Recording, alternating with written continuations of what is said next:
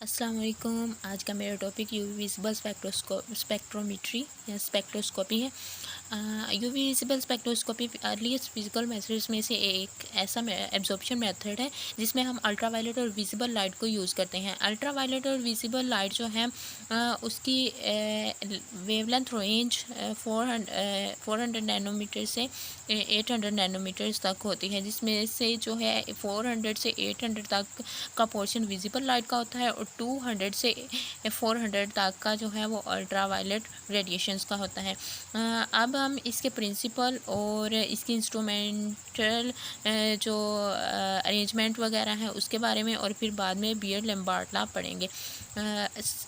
Ultraviolet visible spectroscopy जो है उसका बेसिक प्रिंसिपल जो है वो ये है कि जब किसी मैटर पर रेडिएशन फॉल करती है तो उस वो जो मैटर है वो उन रेडिएशंस को एब्जॉर्ब करता है और एब्जॉर्ब करने के बाद इसके जो इलेक्ट्रॉन्स हैं, उसमें मौजूद एटम्स के जो इलेक्ट्रॉन्स हैं वो लोअर एनर्जी लेवल से हायर एनर्जी लेवल में एक्साइट हो जाते हैं और जो मॉलिक्यूल है वो उसको जो एक्साइटेशन के लिए एनर्जी रिक्वायर होती है, अगर जो फॉल होने वाली रेडिएशंस हैं उनकी एनर्जी उस रिक्वायर अमाउंट ऑफ एनर्जी से ज़्यादा हो तो फिर एब्जॉर्प्शन होती है, या उसके बराबर हो तो एब्जॉर्प्शन होती है। Maximum absorption occur when the energy of light become equal to the require energy. जब एनर्जी ऑफ लाइट जो है वो रिक्वायर अमाउंट ऑफ एनर्जी के बराबर हो जाए तो फिर मैक्सिमम एब्जॉर्प्शन होती है। अब point of maximum absorption are recorded by spectrometer. इसके बाद हम क्या करते हैं कि जब एब्जॉर्प्शन हो जाती है तो मैक्सिमम एब्जॉर्प्शन के जो पॉइंट है उसको स्पेक्ट्रोमीटर्स पे जो है वो रिकॉर्ड करते हैं और फिर वेवलेंथ और जो एब्जॉर्प्शन और उनके दरमियान ग्राफ से हम जो है वो स्पेक्ट्रोस्कोपी का पर्पस पूरा करते हैं। एक्सपेरिमेंटल अरेंजमेंट इसके बारे में हम कुछ देख लेते हैं। इस तरह से है कि हमारे पास एक लैंप होता है जिसमें कि 200 से 800 नैनोमीटर तक की अल्ट्रावायलेट और विजिबल लाइट जो ये लैंप जनरेट करता है। अब इसके बाद मोनोकर्मेटर लगा है। मोनोकर्मेटर जो है ये 2 स्लिट और एक प्रिज्म पे मुश्तमिल है।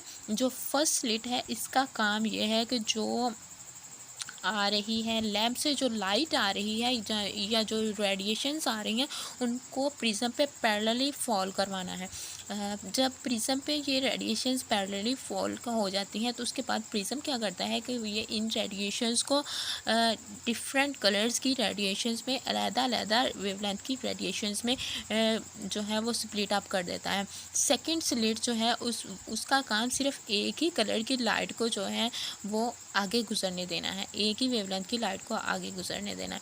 वहाँ से लाइट आगे गुजरती है और फिर 2 रेज में कन्वर्ट हो जाती है। एक रे ऊपर की जानब जाती है जहाँ पे यहाँ पे जाती है और ये जो है हमारे पास ये ऐसा सेल मौजूद है जो या तो ब्लैंक होता है जिसमें कुछ भी नहीं होता है, या तो खाली रखते हैं, ग्लास वगैरह का बना होता है, या तो इसे हम खाली रखते हैं या फिर इसमें कोई बफर सॉल्यूशन लेते हैं। और दूसरा ये जो नीचे वाला सेल है ये सैंपल सेल कहलाता है और इसमें हम वो सैंपल लेते हैं जिस पे हम एनालिसिस कर रहे हैं, जिसकी हमें कंसंट्रेशन वगैरह या क्वांटिटी वगैरह या प्योरिटी वगैरह मेजर करनी है। यानी जो एनालाइज्ड या एनालेट है वो इसमें हम रखते हैं सैंपल सेल में। अब जब ऊपर वाली रे जो है वो जब इस सेल में से गुजरेगी तो चूँकि इसमें या तो ये ब्लैंक है या तो इसमें कुछ भी नहीं है, खाली है, तो फिर भी ये एज इट इज़ गुजर जाएगी। और अगर इसमें कोई बफर सॉल्यूशन वगैरह है तो वो भी इस पे खातिर खा इसमें चेंज नहीं लाएगा, तो जिस इंटेंसिटी से लाइट पीछे से आई है उसी इंटेंसिटी से आगे गुजर जाएगी। लेकिन ये जो और आगे गुजरने के बाद फिर ये डिटेक्टर में चली जाएगी। दूसरी रे यहाँ से आएगी और ये सैंपल सेल में गुजरेगी। सैंपल सेल फर्ज करें अंदर हमने कोई प्रोटीन, कार्बोहाइड्रेट्स यानी इस तरह के RNA DNA वगैरह लिया है या फिर कोई केमिकल कंपाउंड भी लिया हुआ है जिसको हमने एनालाइज करना है। तो जब ये रे इस जो है स्पेसिफिक इंटेंसिटी की रे इसमें से गुजरेगी तो वो जो इसमें मौजूद इम्प्योरिटीज़ जो हैं या जो सैंपल है इटसेल्फ वो इस इसको एब्जॉर्ब करेगा और उसके एटम जो हैं वो एक्साइट होकर लोअर एनर्जी स्टेट से हायर एनर्जी स्टेट में चले जाएंगे, जिसकी वजह से इसकी इंटेंसिटी चेंज हो जाएगी। इसकी इंटेंसिटी आई नोड से आई हो जाएगी और फिर ये डिटेक्टर में चले जाएगी। डिटेक्टर इन रेज को कलेक्ट करेगा और फिर इन्हें डिटेक्ट करके रिकॉर्डर के पास भेज देगा। जब रिकॉर्डर के पास जाएगी ये लाइट, ट्रांसमिटेड लाइट यहाँ से ट्रांसमिट होने के बाद ये जो लाइट आई है डिटेक्टर में, डिटेक्टर इस लाइट को ट्रांसमिट करके रिकॉर्डर के पास पहुँचाएगा और रिकॉर्डर इसका इमेज या इसका प्लॉट बनाएगा, ठीक है। और उस प्लॉट को हम रीड आउट करके इसकी इलेक्ट्रोमैग्नेटिक रेडिएशन की वजह से सैंपल में होने वाली चेंजेस या सैंपल की क्वांटिटी या क्वालिटी को चेक कर सकते हैं। अब हमने ये तो देख लिया कि एक्सपेरिमेंटली ट्रांसमिटेंस जो ट्रांसमिटेड लाइट है उसे हमने रिकॉर्डर के थ्रू जो है वो हासिल कर लिया है, लेकिन इसमें कितनी चेंजेस हुई है इसकी इंटेंसिटी में और इसके क्या इफ़ेक्ट्स वगैरह है ये हम बीयरड-लैम्बर्ट लॉ के थ्रू देखेंगे।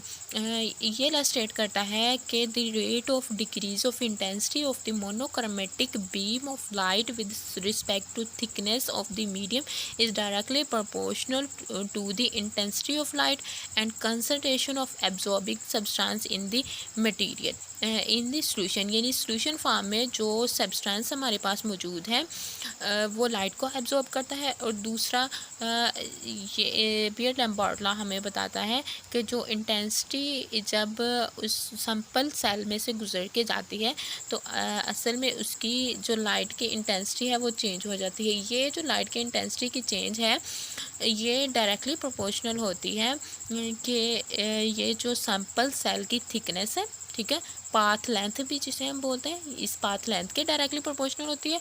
दूसरा ये डायरेक्टली प्रोपोर्शनल होती है सब्सटेंस की कंसंट्रेशन के, जो कि सैंपल सेल में मौजूद है उस कंसंट्रेशन के डायरेक्टली प्रोपोर्शनल होती है। इसे मैथमेटिकली हम यूँ देख सकते हैं कि D of I over D L is proportional to L dot I, ये एल है, सॉरी मैंने आई लिख चुकी हूँ यहाँ पे, तो नहीं आई ही है, सॉरी आई ही है, ठीक है आई ही है, D I over D L इधर लिखा हुआ है। यहाँ पे I means intensity of light, C concentration of medium, D I over D L rate of decrease of intensity with respect to thickness या ऑप्टिकल पाथ लेंथ। अब यहाँ पे ये मैथमेटिकल स्टेप्स दिए हुए हैं, इसको हम इंटीग्रेट कर लेंगे, सेपरेट करके वेरिएबल सेपरेट करके इंटीग्रेट कर लेंगे और ये कांस्टेंट आ जाएगा हमारे पास और फिर लॉग की फॉर्म में आ जाएगा। अब ये जो नेचुरल लॉग है इसे बेस 10 के लॉग में कन्वर्ट कर लेंगे और फिर यहाँ पे हम देखें ये जो हमारे पास एक कांस्टेंट आया है ई, इसको हम मोलर एक्सटिंक्शन और मोलर एब्जॉर्प्शन कोफिशिएंट या फिर मोलर एब्जॉर्प्टिविटी कहते हैं, जो कि कंसंट्रेशन, जब हम कंसंट्रेशन को मोल पर क्यूबिक डेसीमीटर के यूनिट्स में मेजर करेंगे और ऑप्टिकल पाथ लेंथ को मीटर में करेंगे तो ई को हम मोलर एब्जॉर्प्शन कोफिशिएंट कहेंगे। अब हमारे पास है कि एब्जॉर्प्शन क्या है। एब्जॉर्बेंस एक डायमेंशनलेस क्वांटिटी है जिसको हम ए से डिनोट करते हैं और ये पाथ लेंथ और मीडियम की कंसंट्रेशन पे डिपेंड करती है या फिर उसकी लाइट की वेवलेंथ पे भी डिपेंड करती है। इसको ए से डिनोट करेंगे, A is equal to E C L हो जाएगा हमारे पास।